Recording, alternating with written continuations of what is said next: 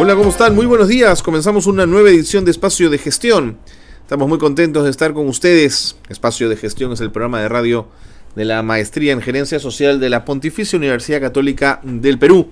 Gracias por acompañarnos, gracias por estar con nosotros aquí en el programa. No quiero contarles detalles del programa todavía, sin antes recordarles que se vienen ya las fechas del calendario académico 2016 de la Maestría en Gerencia Social. Rapidito, les doy las fechas y los datos por si están ustedes interesados. Hay una charla informativa que es muy importante el jueves 21 de enero a las 7 de la noche. En esa charla se les va a explicar todos los elementos, los criterios de evaluación, de todo lo que tiene que ver los primeros pasos para ser parte de la maestría en gerencia social. A partir de ahí se viene una inscripción en línea que va hasta el 1 de febrero. Entran ustedes seguramente a un link, a una página web que les será ofrecida y allí pueden ustedes inscribirse en línea, no tienen que desplazarse hacia ningún lugar, todo es a través de internet.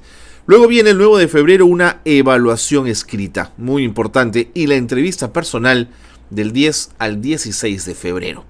La publicación de resultados va el 19 de febrero y finalmente el inicio de clases es el 14 de marzo. Tome nota. Ahí está toda la información. En tal caso, si usted quiere tener más detalles, puede llamar al teléfono 626-2000, es el teléfono de la Universidad Católica, y preguntar por la maestría en gerencia social. Bueno, dicho eso, vamos a los temas que nos ocupan el programa de hoy. Primero vamos a escuchar una entrevista al siempre lúcido, sin duda claro, polémico para quienes consideran que el modelo de desarrollo es único y excluyente y exclusivo además, como es el modelo neoliberal, ¿no es cierto? Pues escuchar a Bernardo Klicksberg siempre es sin duda reconfortante y con una mirada desprejuiciada, una mirada que cuestiona al sistema económico mundial, y en ese sentido nos parece muy interesante compartir esta entrevista al profesor Bernardo Klicksberg. Luego hablaremos de los antecedentes y el desarrollo de la Comisión de Apoyo a la Educación Inclusiva en Costa Rica. La educación inclusiva no significa tan solo llenar el aula con chicos con discapacidad. Todo eso sí, pero inclusivo es mucho más. Inclusivo con respecto a qué y a quién, ¿no es cierto? Bueno, en Costa Rica se han hecho esas preguntas y hoy vamos a hablar de ese tema. Luego hablaremos de desarrollo urbano integral y sustentable. Hay un proyecto muy interesante de la industria de la vivienda en México que ha logrado reducir el rezago habitacional considerablemente. De esto vamos a hablar también en el programa.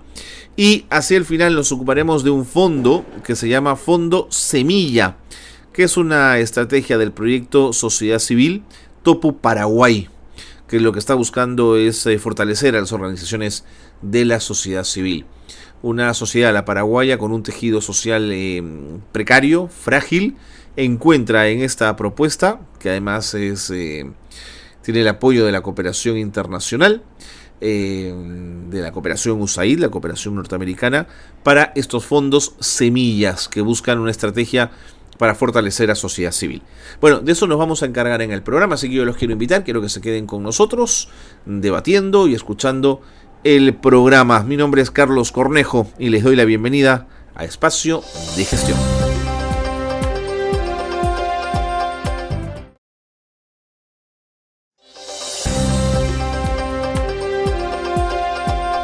Muy bien, y tal como lo habíamos anunciado, vamos a comenzar este programa con esta entrevista hecha por el programa Visión 7 de la televisión argentina al economista Bernardo Klicksberg. Raúl de la Torre y Fernando Fracchelli entrevistan al economista Klicksberg y tratan, entre otros temas, pues de la crisis internacional y el destino de Europa, pero sobre todo, y por eso nos interesó esta entrevista, la situación del empleo en el mundo de hoy. El diálogo con Klicksberg dio detalles, ¿no es cierto?, del ciclo que en la economía está deviniendo en la situación del empleo que hoy día conocemos. El programa aborda el tema de la niñez también y el tema del nuevo rol del Estado. Todo esto explicado con el lenguaje con el que Klicksberg habla siempre. Un lenguaje claro, sin tecnicismos, que nos ayuda a todos a comprender el mundo en el que vivimos. El programa, van a ver ustedes, tuvo una entrevista de aproximadamente unos 15 minutos y eso es lo que vamos a compartir con ustedes a partir de ahora. Así que adelante con esta entrevista. Visita de lujo esta mañana en Visión 7, Raúl. Exactamente, Patricia, ya lo creo que es una visita de lujo. Recibimos una vez más al doctor Bernardo Klicksberg con nosotros, profesor, doctor en Ciencias Económicas, profesor de Ética del Desarrollo, Fernando Fraquelli. Con él vamos a estar compartiendo esta nota con el doctor Klicksberg. Y cada vez, doctor, que lo recibimos, siempre me toca hablar de un nuevo reconocimiento internacional que tiene su trayectoria, su trabajo. Pero en este caso, tengo entendido que esto es muy especial, muy importante. La Universidad Hebrea de Jerusalén le está confiriendo la distinción de doctor honoris causa, ¿es así? Sí. Y esto ya está, esto lo va a recibir ahora en el mes de junio. El 10 de junio en el Monte Scopus en Jerusalén. Vale la pena mencionar que esa universidad fue fundada hace 60 años, nada menos que por Albert Einstein, por Sigmund Freud y por Martin Buber. Y de mi parte quiero mencionar que es una distinción que muy pocas personalidades en el mundo han recibido. El caso de Humberto Eco, de Václav Havel, del filósofo Jacques Derrida. Es decir, en ese nivel lo tenemos a nuestro entrevistado de hoy, Fernando. Y uno toma también parte, ¿no? Uno se siente también el reconocimiento no solo al profesor, sino también a la República Argentina, ¿no? Lo toma también como parte de uno. Así que las felicitaciones. Muchas gracias. Que además está trabajando, doctor Klicksberg,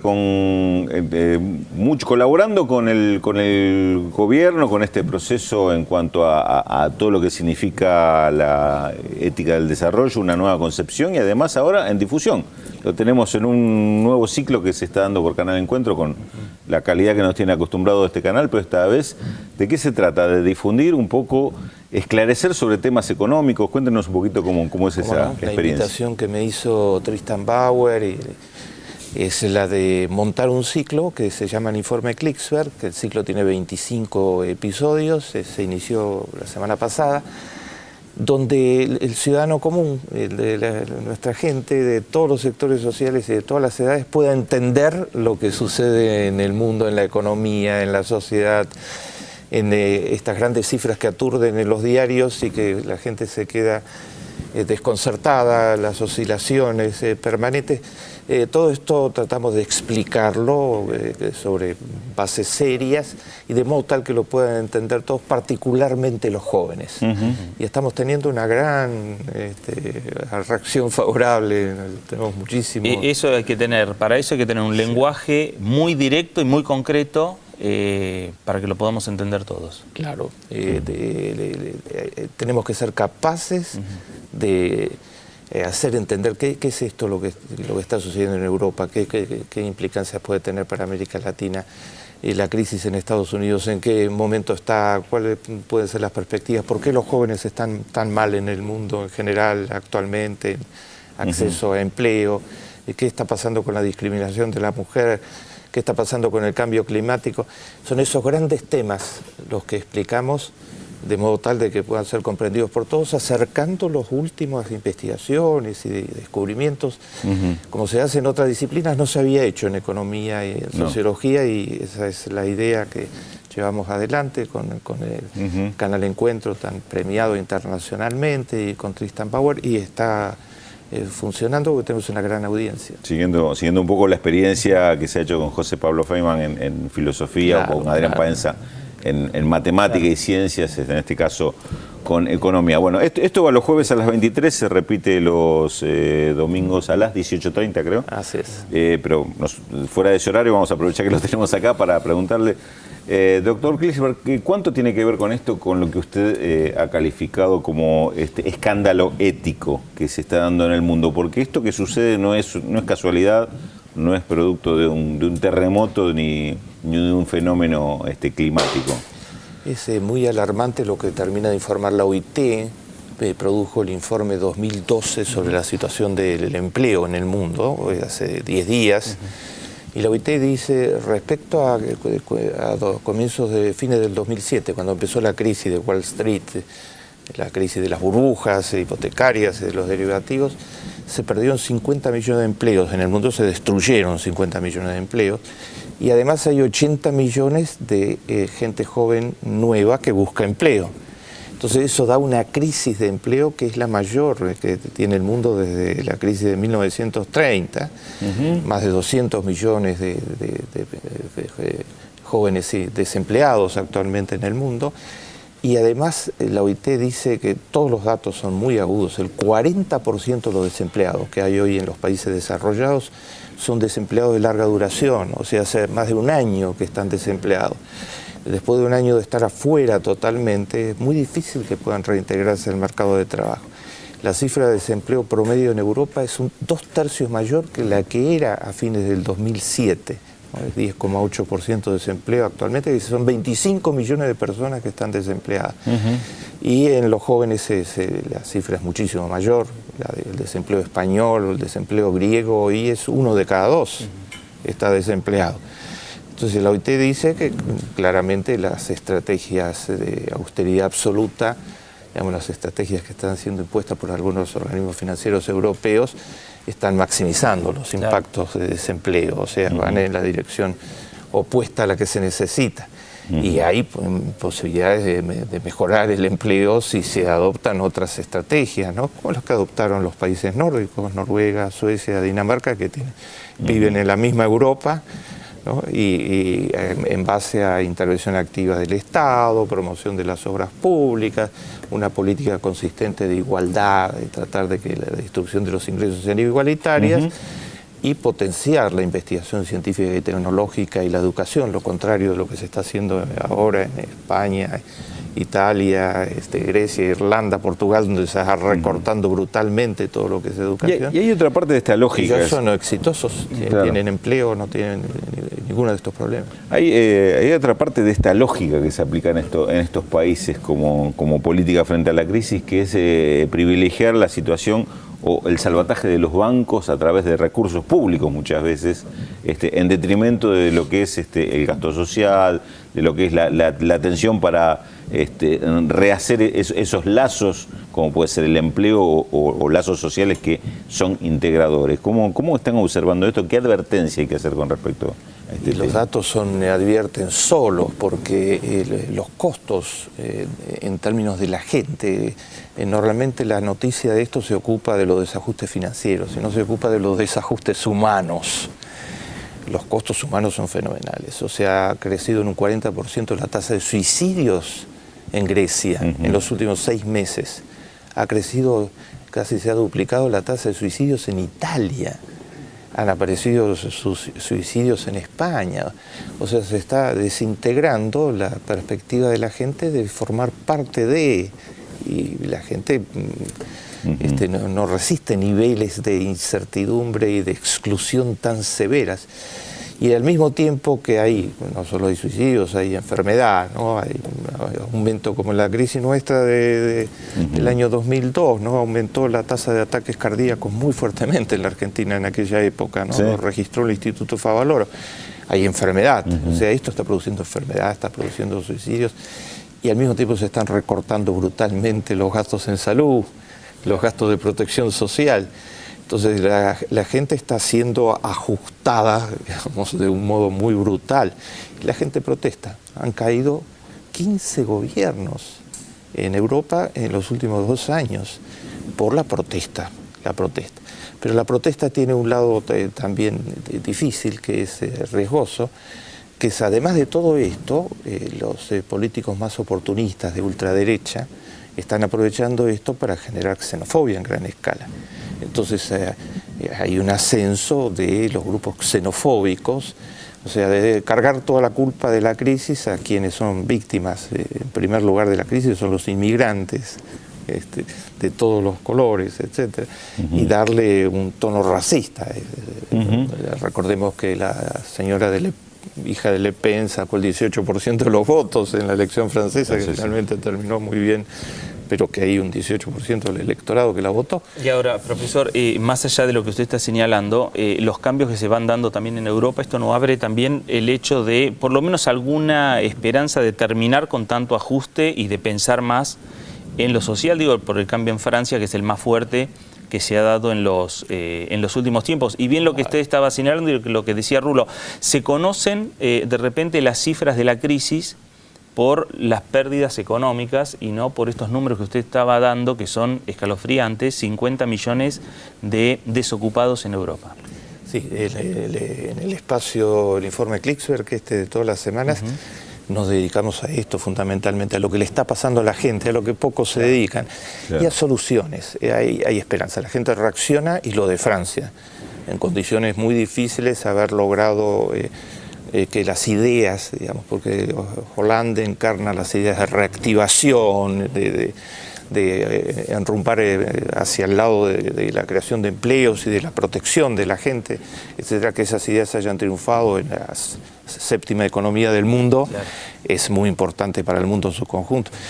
La gente se está rebelando en todos lados, los indignados son una expresión de eso, no por vía democrática, la única vía en la que creemos, y allí está la esperanza. Y está en América Latina, en el UNASUR particularmente, donde se ha ido construyendo silenciosamente modelos a partir de la crisis propia que tuvimos en la aplicación de estas políticas en los años 90, modelos que crean empleo, que reactivan la economía, que ayudan a la pequeña y mediana empresa y que ponen a la educación y a la salud en un lugar prioritario. Falta muchísimo por hacer, pero claramente la dirección opuesta de lo que está sucediendo con todos estos países europeos. Y mientras estos modelos tienen respaldo de la ciudadanía en todo el UNASUR, 15 primeros ministros y presidentes renunciantes en Europa en poco tiempo, es el juicio de la ciudadanía. A ver, doctor Klicksberg, lo que usted está señalando es que las respuestas que se están dando en América Latina no son solamente defensivas, sino que implican un modelo diferente, un modelo de articulación, inclusive con la sociedad, a través del respaldo, de la participación, y un modelo de construcción de ciudadanía diferente a lo que se está haciendo hoy, por ejemplo, en Europa. Y los programas más innovadores que uno tiene en materia social actualmente a nivel internacional están entre Argentina, Brasil y Uruguay, ¿no? En Argentina la asignación universal por hijo, 4 millones de niños cubiertos, sí, por un programa que no es asistencia, sino que es, como dice Alicia Kirchner con frecuencia, restitución de derechos. En Brasil, el programa Bolsa Familia, que cubrió 45 millones de personas, y ahora Brasil sin miseria, que quiere terminar con la pobreza extrema en el Brasil en los próximos 2 años. En el Uruguay la pobreza se ha reducido del 39% cuando comenzó el Frente Amplio al 15% actualmente. Y todos esos programas están hechos con lo que yo recomiendo en mis libros, Gerencia Social de alta calidad. Entonces la novedad en materia social se está produciendo en América del Sur, fundamentalmente actualmente a nivel internacional. Y los programas como los argentinos y los brasileños y los uruguayos son referencia internacional. Esto quiere decir que hay otras recetas y que se prueban y que están demostradas, que hay otras recetas contra, digamos, el ajuste por el ajuste mismo. Desde ya, cuando se aplica una economía presidida por la ética, que es lo que recomendamos permanentemente y explicamos en el informe.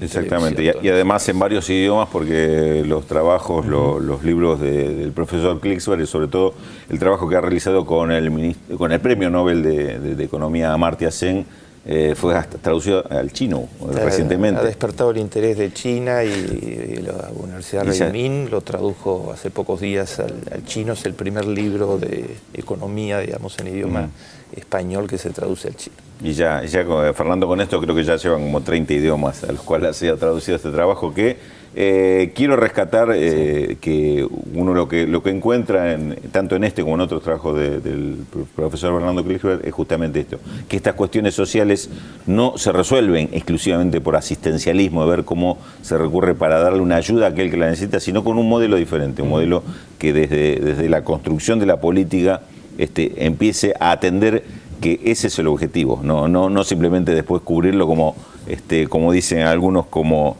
los efectos no deseados de un modelo, ¿no? Que esta es la gran transformación. Uno tiene los indicadores, ¿no? Si sube el presupuesto en educación, Argentina es el número 1 en América Latina, 6,6% del Producto Bruto dedicado a educación. Si sube el presupuesto en salud, si sube el presupuesto dedicado a las pymes, si mejora el crédito, estamos en otro modelo. y así y además crece la economía con eso, no es que sucede lo contrario. Doctor Klicksberg, otra vez, muchísimas gracias por honrarnos con su visita y poder echar un poquito de luz sobre esta realidad. Mostrar una realidad distinta, mostrar que hay soluciones distintas. Bueno, entonces la convocatoria es para quienes quieren ser parte de este informe de Klicksberg en Canal Encuentro los jueves los jueves a las 11 de la noche y los domingos a las 6:30 de la tarde. Bueno, muy bien. Entonces...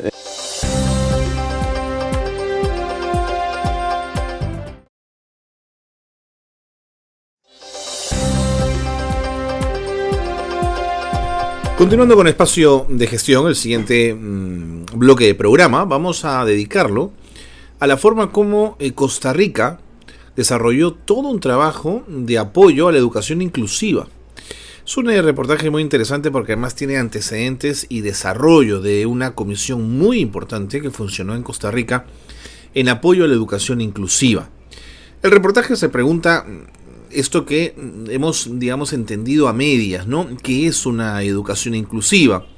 Es un error pensar que la educación inclusiva está únicamente asociada a la incorporación de la escuela de chicos o chicas con capacidades especiales, ¿no es cierto? La educación inclusiva va más allá y aborda mucho más ítems que solo aquellos que están ligados a las capacidades especiales. Este reportaje además describe el proceso de creación de la Comisión de Apoyo de la Educación Inclusiva de Costa Rica. Vamos a escuchar cómo realizaron sus acciones y cómo desarrollaron sus proyectos. Adelante con el reportaje.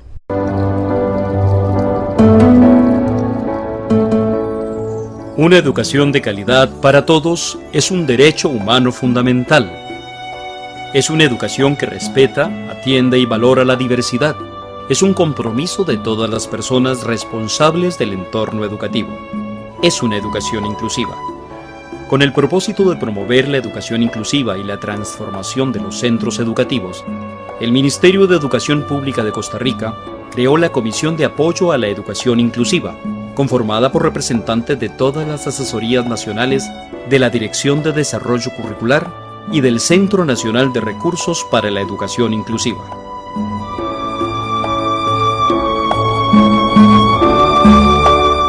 Educación inclusiva es todo un movimiento que se ha venido dando en el mundo y en Costa Rica especialmente, lo que nos interesa ahorita, y que pretendemos también que suceda en otros países de Centroamérica y de toda la región, que busca hacer efectivo el derecho a la educación para todas y todos los estudiantes, que es un derecho humano fundamental. Buscamos, impulsando la educación inclusiva, que los estudiantes, sin distingo de ningún tipo, sean estudiantes en condición de discapacidad, sean estudiantes de cualquier etnia, con cualquier creencia religiosa, de todo nivel socioeconómico, participen y aprendan en un mismo centro educativo, en las mismas condiciones, en igualdad de oportunidades. En un contexto inclusivo, la diversidad es vista como un valor, algo a aprovechar, a rescatar, algo de lo que el contexto educativo se puede servir, y no es vista como una amenaza, ¿verdad? La diversidad de estudiantes, como decía antes, de su condición particular de desarrollo, de condición socioeconómica, etcétera, es vista como algo positivo y que sirve para enriquecer el contexto escolar. Así, desde una educación inclusiva eso se valora y no se teme, más bien se aprecia. La exclusión no se da, no se excluye a nadie, todo el mundo está incluido en el mismo contexto, participando y aprendiendo. Y al decir incluimos a todos, no es solamente a los estudiantes, cualquiera sea su condición, sino también a sus familias, al contexto de la comunidad, y a todo el personal del centro educativo, personal docente y administrativo, directora, conserjes, cocineros, guardas, porque es muy importante que todo el mundo viva la inclusión de la misma manera o manera semejante, para que todo el mundo se sienta acogido en ese centro educativo, aprovechando las oportunidades también de la comunidad y lo que las otras familias y otras fuerzas vivas de la comunidad puedan aportar al centro.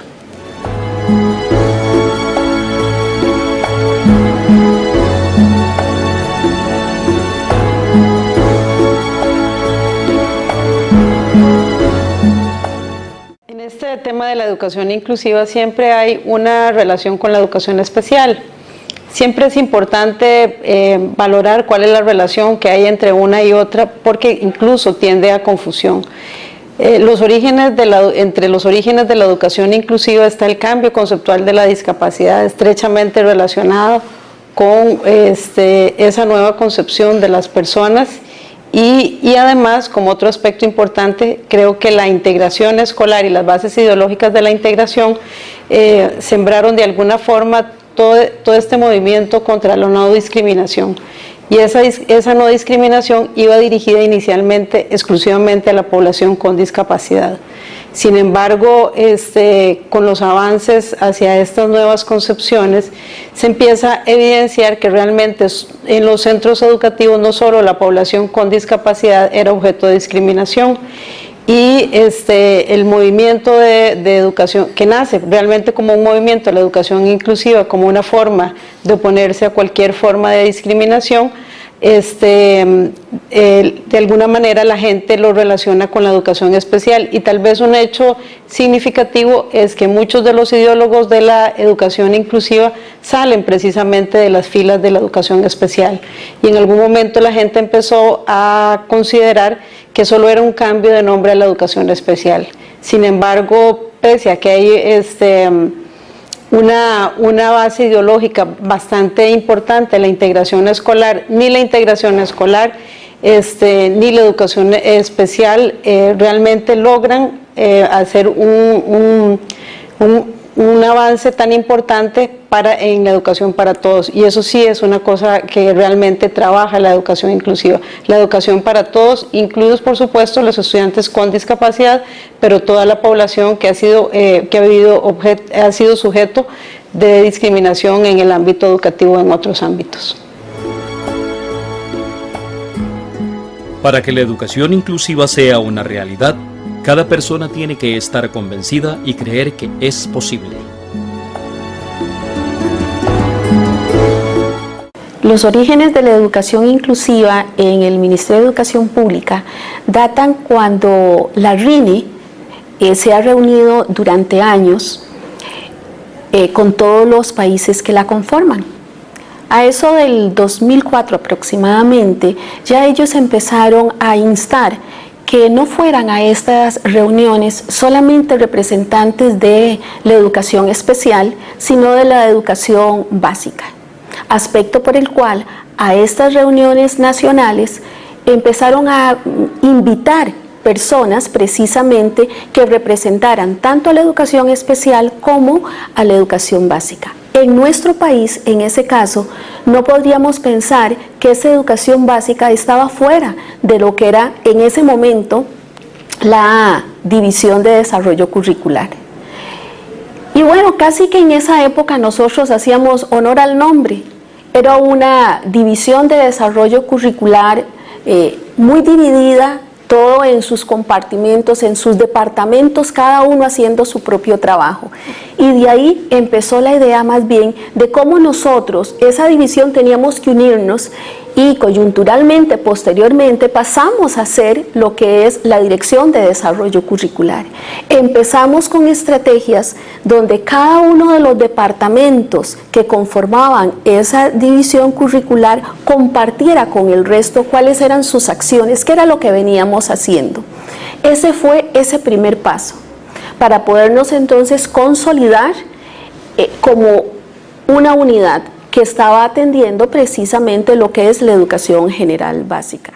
Una vez que pasó este trabajo al que me acabo de referir, desde la dirección se determinó que pudiésemos hacer una comisión con representantes de los diferentes departamentos que conformábamos la Dirección de Desarrollo Curricular, y así empezamos a trabajar. Nuestro objetivo siempre fue, primero, pensando en que teníamos que unificar criterios, y que el pensamiento de que la educación inclusiva era sinónimo de discapacidad o era sinónimo de educación especial, teníamos que unificar criterios, y por esa razón este grupo de personas que empezaron a trabajar, empezaron a pensar en la necesidad de capacitar a los asesores nacionales en esta temática, aspecto por el cual de esa comisión se determina que podamos conformar 2 cursos de capacitación, que es el curso hacia la educación inclusiva y el curso de estrategias para avanzar a la educación inclusiva.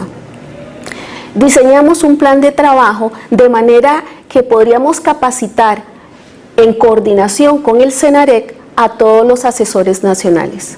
Pero no era suficiente con esto, sino que teníamos que abordar a las direcciones regionales, y empezamos con un plan de trabajo para capacitar a todos los funcionarios que conformaran parte de los departamentos de desarrollo educativo y a los supervisores. Ese fue nuestro plan de trabajo, pero coyunturalmente el Consejo Superior de Educación, a eso del 2008, saca el acuerdo Centro Educativo de Calidad como eje de la educación costarricense. Esto nos vino a dar precisamente una base más sólida, donde nosotros podríamos precisamente consolidar este trabajo. Y es de aquí cuando surge la necesidad de poder operacionalizar lo que nosotros veníamos hablando, porque el primer curso al que me acabo de referir hablaba de la parte teórica de lo que es la educación inclusiva. El segundo curso de estrategias para avanzar hacia la educación inclusiva nos venía a operacionalizar esta parte teórica, y de ahí es cuando surge el proyecto de centros educativos de calidad con orientación inclusiva. Ahí vimos la necesidad de incluir inicialmente 6 centros educativos y posteriormente 12 centros educativos. Aquí creo que lo importante de destacar es que cuando nosotros hablamos de educación inclusiva, nosotros no nos referimos a una relación, diríamos, vertical, sino una relación horizontal. Por eso empezamos a hablar de compartir los conocimientos con el resto de nuestros colegas, con el resto de nuestros compañeros, y no de bajar una información, que es inclusive muchas veces cuando nosotros estamos hablando de educación inclusiva, tenemos que entender que es una forma de vida, y si es una forma de vida, es una forma de vida en nuestro trabajo, pero en nuestra vida también, de manera que es el compartir la información con los demás para que precisamente pudiéramos cumplir la meta de que atención a la diversidad es lo que nosotros requerimos en este momento, entendiendo que no estábamos hablando entonces de personas con necesidades educativas especiales asociadas a discapacidad, sino a una diversidad de estudiantes que tenemos hoy en las aulas.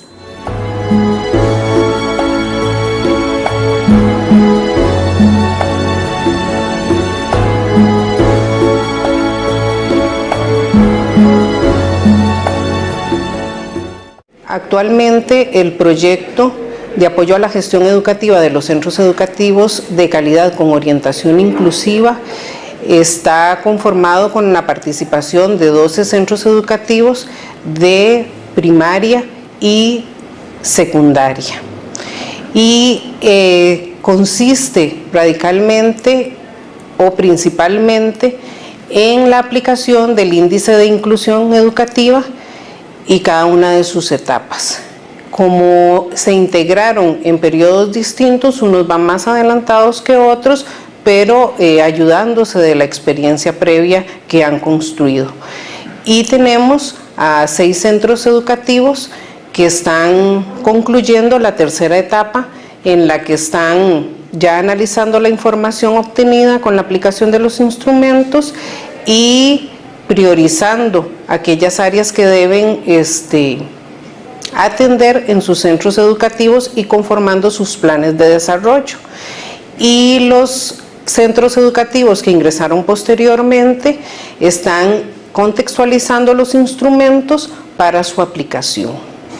Nosotros como comisión damos seguimiento a estas instituciones educativas en su formación profesional y además visitando a los centros educativos para poder realimentar el proceso y sugerir algunas acciones importantes que puedan llevar a cabo.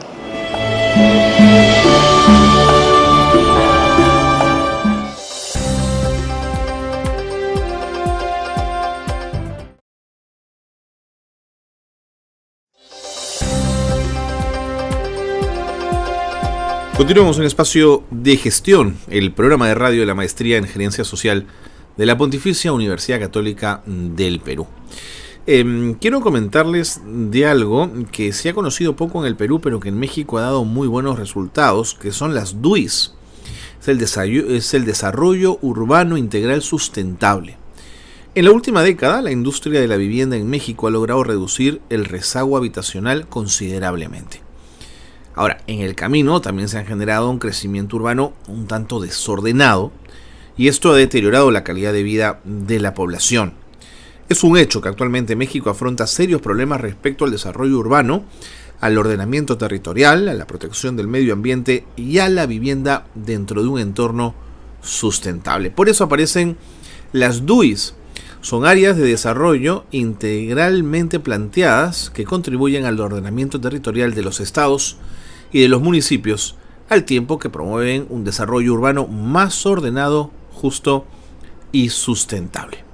Es un reportaje muy interesante que vale la pena compartir y que explica cómo ese desarrollo urbano ha podido ser manejado de una mejor forma. Adelante con el reportaje.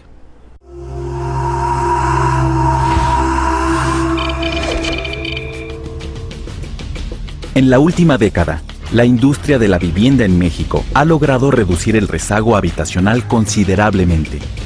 Pero en el camino por abatir la falta de viviendas, se ha generado un crecimiento urbano desordenado que está deteriorando la calidad de vida de la población. Es un hecho que actualmente México enfrenta serios problemas respecto al desarrollo urbano, el ordenamiento territorial, la protección al medio ambiente y la vivienda dentro de un entorno sustentable. De ser un país eminentemente rural, pasó a ser una nación con prevalencia urbana, sin la planeación que esto requiere.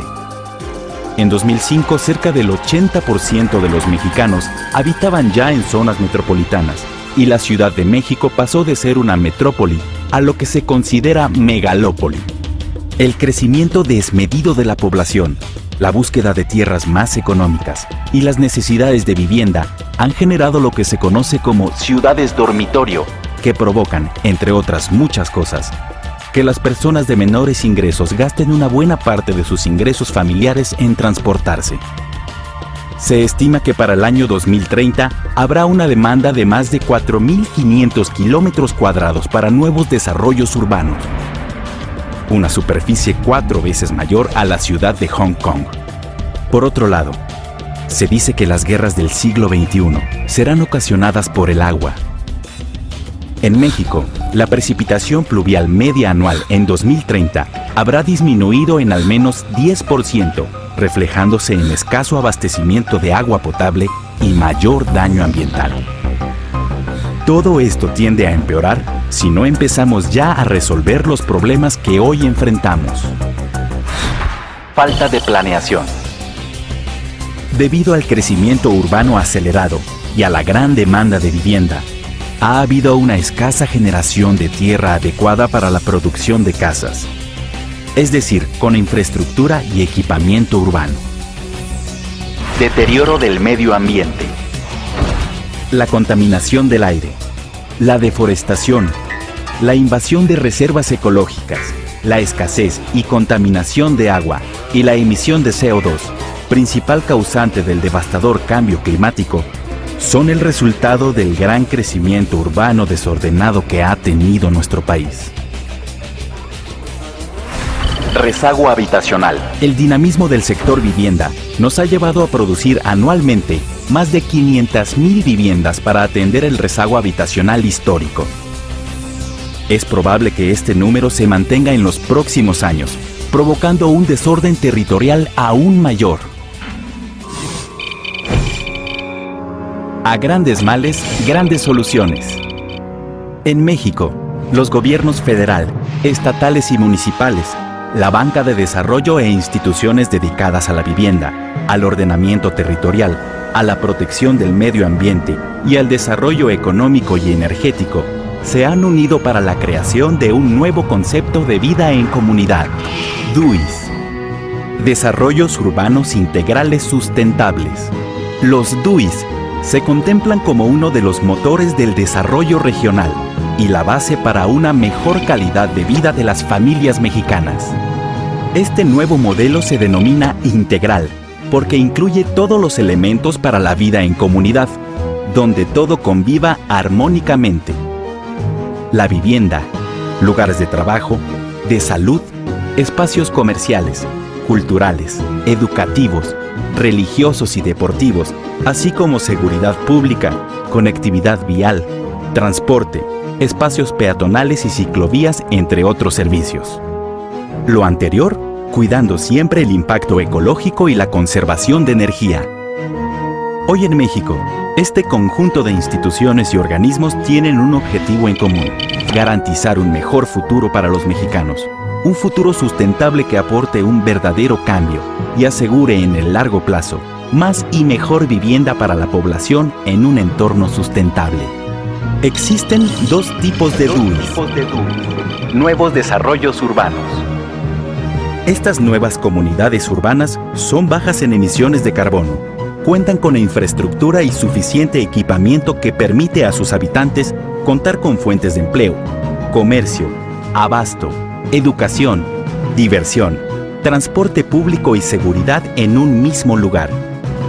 Son comunidades que respetan el medio ambiente así como su entorno, donde las calles vuelven a ser el espacio diseñado a partir de todas las actividades humanas, y la comunidad resalta la convivencia social. Redensificación de espacios urbanos existentes. Estos son espacios recuperados al interior de las comunidades urbanas, que con el paso del tiempo han caído en desuso o caducado y no sirven para albergar la dinámica social, comercial e industrial. Estas zonas son replanteadas y se les da una nueva vocación, con nuevos usos de suelo y redensificados inteligentemente. La estrategia DUIS es, pues, una iniciativa que aportará un cambio trascendental en el desarrollo urbano y pondrá a México dentro de un selecto grupo de países que están llevando a cabo esfuerzos comprometidos con los principios de sustentabilidad. Los DUIS generan importantes beneficios en diferentes niveles. Para la sociedad en general, acceso a viviendas vinculadas a espacios públicos de convivencia con equipamiento e infraestructura a precios competitivos y con soluciones de financiamiento. Cercanía a fuentes de empleo, comercios, centros de salud, educativos y de esparcimiento. Amplias áreas verdes que contribuyen a la preservación del medio ambiente. Fortalecimiento del sentido de comunidad. Para gobiernos estatales y municipales, apoyos del gobierno federal para la construcción de infraestructura y equipamiento urbano. Mayor eficiencia en el ordenamiento territorial, lo que da como resultado una mejor administración en pago de servicios, recolección de basura, vigilancia, transporte, entre otros. Mayor integración social y, por tanto, menor delincuencia. Protección al medio ambiente y mejor aprovechamiento de recursos naturales. Para desarrolladores de tierra y vivienda, seguridad jurídica de los proyectos. Apoyos para la urbanización, infraestructura y edificación a través de financiamiento público y privado y garantías del gobierno federal. Y para inversionistas nacionales, internacionales, intermediarios financieros y afores, reducción de riesgos y costos con posibilidad de obtener mejores rendimientos. Instrumentos de inversión de largo plazo acordes a sus necesidades. Mayor seguridad en la inversión por contar con una mejor garantía que respalda su capital. Por todo lo anterior, los invitamos a participar en este increíble esfuerzo para que los mexicanos tengan más y mejor vivienda, con planeación, infraestructura y equipamiento suficiente, con espacios que impulsen el empleo, estimulen el comercio, protejan el medio ambiente y proporcionen una mejor calidad de vida. Esto ya es posible gracias a los desarrollos urbanos integrales sustentables DUIS. La calidad de nuestras ciudades y comunidades definirá la calidad de nuestra gente.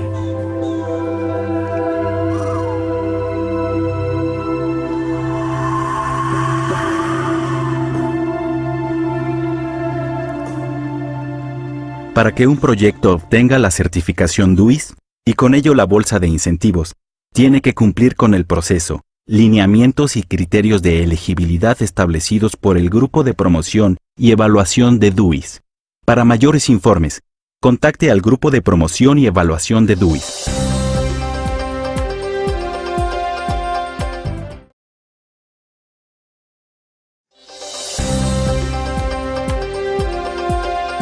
Existe un fondo, continuando ya con el programa y entrando al último bloque, que se llama el Fondo Semilla, que es una estrategia de un proyecto de sociedad civil llamado Topuá. Es una palabra guaraní, es un proyecto paraguayo muy interesante. El objetivo es sencillo en la práctica, digamos, mejor dicho, sobre el papel. En la práctica puede complicarse un poquito más, porque es un proyecto que busca fortalecer a las organizaciones de la sociedad civil paraguayas. Es un proyecto desarrollado por Semillas para la Democracia, una ONG, en el marco del Programa de Democracia de la Agencia del Gobierno de los Estados Unidos para el Desarrollo Internacional, USAID. Van a ver ustedes cómo a través de un fondo semilla aparecen varios proyectos que impactan decididamente en sociedad civil. Tecoja con los pueblos indígenas del Chaco, Decidamos, que es una campaña por la expresión ciudadana, Sabia, que es una organización de investigación y promoción interdisciplinaria para el desarrollo, el CENIJU, Centro de Estudios en Derechos Humanos, Niñez y Juventud. En fin, en el siguiente reportaje van a ver ustedes cómo un fondo semilla, como pequeñas cantidades de dinero de la cooperación internacional en determinadas organizaciones de sociedad civil, pueden marcar la diferencia en la construcción del tejido social del Paraguay. Vamos con este último reportaje de este programa.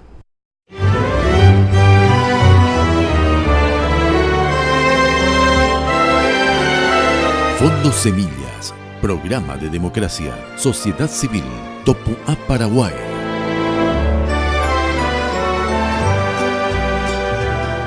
El Fondo Semillas es una estrategia del proyecto Sociedad Civil Topuá, Paraguay, para ayudar a fortalecer a las organizaciones de la sociedad civil. Este proyecto es desarrollado por Semillas para la Democracia, en el marco del Programa de Democracia de la Agencia de los Estados Unidos para el Desarrollo Internacional, USAID Paraguay. Topuá, Paraguay, Levantemos Paraguay es el logro más importante de Semillas para la Democracia en sus 6 años de vida institucional. Topuá, Paraguay es la concreción de la visión y la misión de Semillas, que busca fundamentalmente fortalecer la calidad de la democracia, la participación ciudadana, y le ofrece a la ciudadanía, a las organizaciones sociales, comunitarias, la posibilidad de consolidarse como grupos ciudadanos, de fortalecerse, de buscar la transparencia, exigir la rendición de cuentas. Por eso creemos que a través de Topuá, Paraguay, nosotros estamos construyendo ciudadanía, que es el objetivo fundamental de una democracia mejor y más fuerte. La expresión en idioma guaraní, Topuá, Paraguay, que se levante Paraguay, refleja el sentido principal de esta iniciativa: ayudar a consolidar procesos democráticos coordinando esfuerzos de sectores organizados y de nuevos grupos. Con este propósito, el Fondo Semillas brinda a las organizaciones, a través de un concurso público, asistencia técnica y financiera para realizar su propio proyecto, y colabora con un programa de fortalecimiento institucional, ofreciendo capacitaciones y asesoría en gestión de proyectos y en incidencia en políticas públicas. Objetivos del Fondo Semillas: participación ciudadana, lucha contra la corrupción. 12 fueron las organizaciones seleccionadas para llevar adelante proyectos. Luego de casi 2 años de trabajo, se alcanzaron resultados que ameritan ser contados.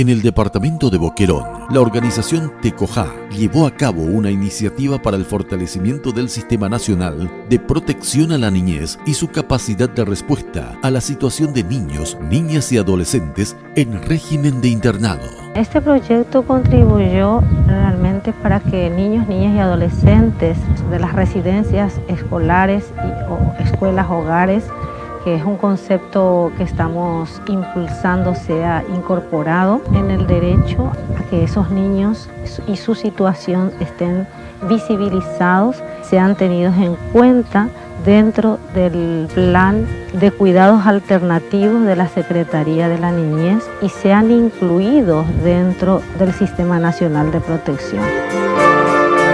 En Asunción y 60 localidades rurales y urbanas de 13 departamentos del país, la organización Decidamos, Campaña por la Expresión Ciudadana, creó una red de participación ciudadana por la democracia y los derechos humanos para darle voz a la opinión ciudadana. Los resultados esperados de este proyecto son la conformación de un grupo de alrededor de 10.000 personas que opinan y participan activamente a través de las nuevas tecnologías, específicamente los celulares y mensajes de texto. Otro de los resultados que buscamos es la discusión y el debate a través de foros presenciales donde se debate y la gente discute los temas que fueron consultados de manera virtual a través de los mensajes de texto. Un sistema de monitoreo legislativo de la niñez y la adolescencia fue llevado a cabo por la organización CEDIA. Para nosotros es muy importante realmente poder evaluar permanentemente, porque solamente que esté promulgada una ley no asegura un buen cumplimiento de los derechos de la niñez. Este sistema de monitoreo legislativo, que evidentemente está basado en el enfoque de derechos y en la Convención sobre los Derechos del Niño, nos mostró fundamentalmente la problemática que existe en relación a las guardas, fundamentalmente a las guardas preadoptivas y también algunos tiempos relativos a todo el proceso de declaración de adopción. La organización Red de Líderes para la Competitividad busca fortalecer los mecanismos de participación público-privada para el desarrollo regional de Concepción y Ñeembucú. Hemos logrado la capacitación de más de 30 líderes con un programa concluido y la conformación de 2 foros regionales de desarrollo en las ciudades de Pilar, capital del departamento de Ñeembucú, y en la ciudad de Concepción, capital del departamento de Concepción, con la participación de actores del sector público y del sector privado. Uno de los líderes capacitados que concluyó el entrenamiento es hoy candidato a gobernador del departamento de Concepción. La organización INESIP Paraguay trabajó en la educación y concientización en materia fiscal con énfasis en la responsabilidad fiscal. Llegamos a más de casi 200 personas dentro de las municipalidades, más de 400 docentes formados y una cantidad estimativa de 700 alumnos que asistieron a estos teatros educativos. Un espacio para fomentar y fortalecer los liderazgos juveniles es el que promueve Juventud que se mueve a través de la creación de emprendimientos sociales de incidencia real. Quizá uno de los logros más grandes es en la comunidad de Falcón. Jóvenes de 15, 16 y 17 años lograron conformar una mesa de trabajo multisectorial y desde esta mesa plantear la renovación y el arreglo de la infraestructura edilicia de la zona fronteriza y un ciclo de charlas que organizó un grupo de jóvenes en Ciudad del Este contra la corrupción, que también les permitió a ellos conocer mucho más a fondo la estructura de la corrupción en Paraguay y más todavía en la zona, ¿verdad?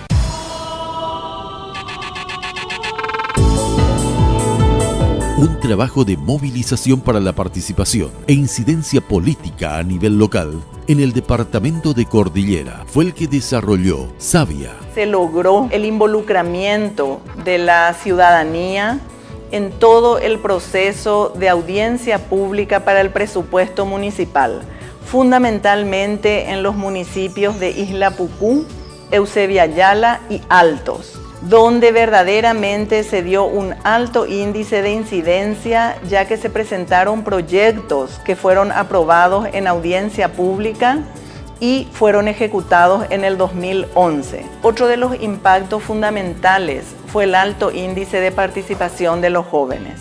Un interés muy alto en participar en un proceso de democracia y en un proceso de incidencia.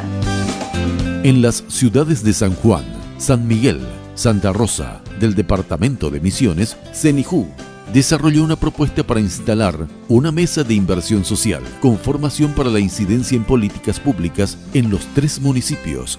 Se ha logrado acuerdos a través de convenios con los 3 municipios y a la vez se ha logrado conformar una red en cada municipio con la participación de exponentes de la sociedad civil, referentes de los ministerios de educación, de salud, integrantes de la policía, integrantes de otras instituciones que operan en estos municipios. Hemos contado con el apoyo de la Contraloría General de la República, a la vez con la Dirección de Control Ciudadano.